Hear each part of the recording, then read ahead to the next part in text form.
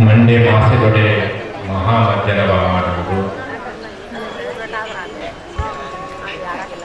ಬಟ್ಟೆ ಮಾಸದೊಡೆ ಮನವಾಳರಿಗೆ ಈ ಮನದ ಮೈಲಿಗೆ ತೊಳೆಯಬೇಕಾದರೆ ಕೂಡಲ ಸಂಗನ ಶರಣರ ಅನುಭವ ಪ್ರಧಾನವಾಗಿರ್ತಕ್ಕಂತಹ ಆಧ್ಯಾತ್ಮಿಕ ಸಮಾಜವನ್ನು ಕಾಯಕದ ಆಧಾರದ ಮೇಲೆ 12ನೇ ಶತಮಾನದ ಬಸವ ತಂದೆಯನ್ನು ಸ್ಮರಣೆ ಮಾಡ್ತಾರೆ. ನಮ್ಮ ಭಕ್ತದ ಬಹುತೇಕ ಕುಂದಗೋಳ ತಾಲೂಕಾಗಿರ್ಬೋದು, ಶಿಗ್ಗಾಂವ ತಾಲೂಕಾಗಿರ್ಬೋದು, ರಾಯಬಾಗ್ ತಾಲೂಕು ಬರಣಿದ್ದಾರೆ. ಬಹುತೇಕ ನಮ್ಮ ಆಶ್ರಮದ ಬಹುತೇಕ ಭಕ್ತರು ಸ್ವಲ್ಪ ಮಟ್ಟಿಗೆ ಆಧ್ಯಾತ್ಮ ಅನುಭೂತಿ ಅನುಸಂಧಾನವನ್ನು ಮಾಡ್ಕೊಳ್ತಿದ್ದಾರಪ್ಪ ಅಂದರೆ ಅವರೆಲ್ಲರೂ ಲಿಂಗೈಕ್ಯ ಬ್ರಹ್ಮಾನಂದ ಶಿವೇಗಡವರ ಮತ್ತು ಸಿದ್ದೇಶ್ವರ ಶಿವೇಗಡವರ ಆಶೀರ್ವಾದವನ್ನು ಮಾಡಲಿಕ್ಕೆ ಸಾಧ್ಯವಿಲ್ಲ.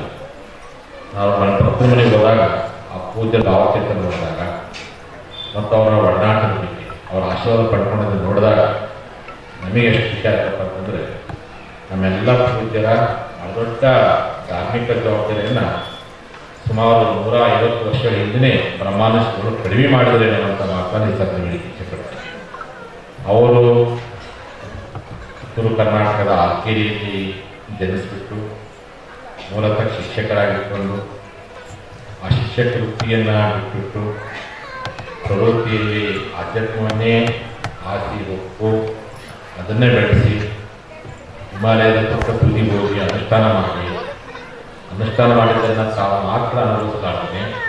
ಅದನ್ನು ಸಮಾಜಕ್ಕೆ ಬಿತ್ತರಿಸುವಂಥ ಕೆಲಸವನ್ನು ಮಾಡಿರ್ತಕ್ಕಂಥದ್ದು ನಿಮ್ಮ ಊರಿನ ಪ್ರಮುಖರಿರ್ತಕ್ಕಂಥ ಬ್ರಹ್ಮಾನಂದ ಶಿವೇಗೌಡರು.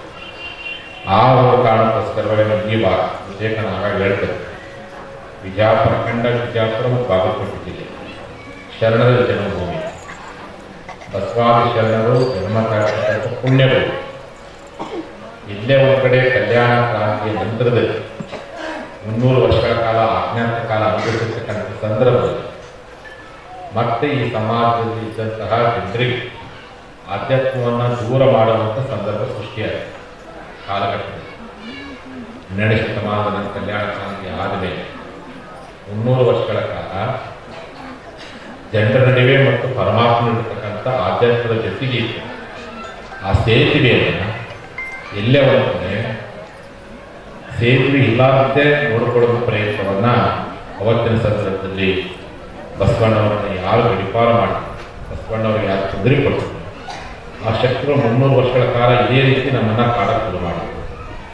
ಹಾಗಾಗಿ ಜನ ಮತ್ತೆ ದೂರ ಹೋಗುವಂಥ ಪ್ರಯತ್ನ ಮಾಡಿದ್ರು. ಈ 19, 20, 21ನೇ ಶತಮಾನದ ಈ ಸಂದರ್ಭದಲ್ಲಿ ಅದೇನೋ ಸಂಬಂಧ ದೂರ ಹೋಗಿದೆ. 12ನೇ ಶತಮಾನದಲ್ಲಿ ಬಸವಣ್ಣವರು ಪರಮಾತ್ಮನಿಗೂ ಮತ್ತು ನಮಗೂ ದೊಡ್ಡ ಸಂಬಂಧ ಸೇತುವೆ ಆಗಿದೆ.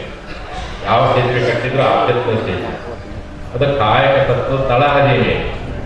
ಅದಕ್ಕೋಸ್ಕರವಾಗಿಯೇ ಅಫ್ಘಾನಿಸ್ತಾನದಿಂದ ಸುಖಿ ಬರ್ತಾನೆ ಮರುಳಶಂಕರ, ಗುಜರಾತ್ನಿಂದ ಒಬ್ಬ ಶೆಟ್ಟಿ ಬರ್ತಾನೆ ಆದಯ್ಯಕ್ಕೆ, ಕಾಶ್ಮೀರದಿಂದ ಒಬ್ಬ ಮಹಾರಾಜ ಅದೇ ಗೋಪಾಲ ಬರ್ತಾನೆ. ಎಲ್ಲ ಕಡೆಯಿಂದ ಶರಣರು ಬರ್ತಾರೆ. ಎಲ್ಲರೂ ಬಂದು ಪರಮಾತ್ಮನಿಗೂ ಮತ್ತು ಜೀವಾತ್ಮನಿಗೂ ದೊಡ್ಡ ಸಂಬಂಧವನ್ನು ಕಲ್ಯಾಣದಲ್ಲಿ ಬಸವಣ್ಣ ಮಾಡಿದರೆ ತಿಳ್ಕೊಂಡು ಅದನ್ನು ಅನುಭವಿಸ್ಕೊಳ್ಳೋದು. ಆ ಕಲ್ಯಾಣ ಕೈಲಾಸ ಆಗುತ್ತೆ. ಅಲ್ಲಿರ್ತಕ್ಕಂಥ ಎಲ್ಲ ಶರಣರು ಶಿವಸ್ವರೂಪಿ ಆಗುತ್ತೆ. ಅದು ಭುವನದ ಕೈಲಾಸ. ಅಂತಹ ಒಂದು ಕೈಲಾಸವನ್ನು ಮಾಡತಕ್ಕಂಥ ಶರಣರ ಮೇಲೆ ಇಲ್ಲೇ ಒಂದು ಕಡೆ ದಬ್ಬಾಳಿಕೆ ಆದಾಗ ಸತ್ಯವನ್ನು ಹೇಳುವಂಥ ವ್ಯಕ್ತಿಗಳು ದಬ್ಬಾಳಿಕೆ ಸಾಧ್ಯ.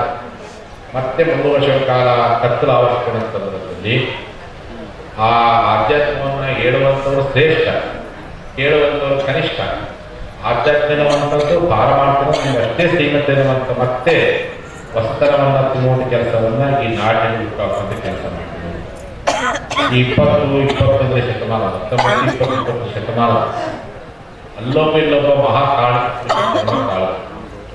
ಅವತ್ತೇನು ಬಸವಣ್ಣವರು ಪರಮಾತ್ಮನಿಗೂ ಮತ್ತು ಜೀವಾತ್ಮನಿಗೂ ಸಂಬಂಧ ಆಗಿ ಎಲ್ಲರನ್ನೂ ಶೋಭೆ ಮಾಡುವಂಥ ಕೆಲಸ ಮಾಡ್ತಾರೆ. ಅದನ್ನು ಮತ್ತೆ ಈ ಭಾಗದಲ್ಲಿ ಮಾಡಿದಂದ್ರೆ ಯಾರಪ್ಪ ಅಂದರೆ ದಕ್ಷಿಣ ಭಾಗದಲ್ಲಿ ಯಡಿಯೂರಿನ ಸಿದ್ಧಲಿಂಗ ಶಿವೇಗೌಡರು, ಈ ಭಾಗದಲ್ಲಿ ಅತನಿ ಮುರುಗೇಂದ್ರ ಶಿವೇಗೌಡರು. ಅದಾದ ನಂತರದಲ್ಲಿ ಮತ್ತಷ್ಟು ಗಟ್ಟಿಯಾಗಿ ಜಾತಿ ಮತ ಪಂಥ ಇದ್ದರೆ ಎಲ್ಲರನ್ನೂ ಶಿವಮಯನಾಗಿ ಮಾಡುವಂಥ ಕೆಲಸ ಪಡ್ಕೊಳ್ಬೇಕು ಬಂದು ನಿಮ್ಮೆಲ್ಲರಿಗೂ ಬಸವಾಚಾರ್ಯರ ಬ್ರಹ್ಮಾನಂದರವರ ಸಿದ್ದೇಶ್ವರ ಸ್ವಾಮೀಜಿಯವರ ಎಲ್ಲರ ಆಶೀರ್ವಾದ ಸದಾ ನೆಲೆಯಲ್ಲಿ ನಿಮ್ಮೆಲ್ಲರ ಅಂತಃಕರಣ ಕೂದಿರಲಿ.